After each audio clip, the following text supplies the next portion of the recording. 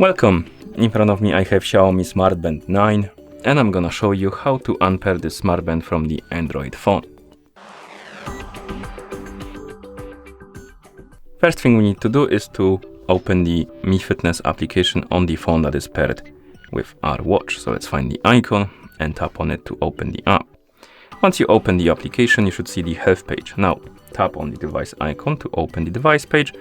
On this page you should see your Xiaomi Smart Band 9. Now scroll down and find the Unpair button. It's gonna be at the bottom of the page. Tap on it, then tap on continue. The smart band will vibrate and it will also disappear from the device page. So we can close the app. And it should also reset itself to the factory default settings, like this. And that's how you unpair this smart band from the Android phone.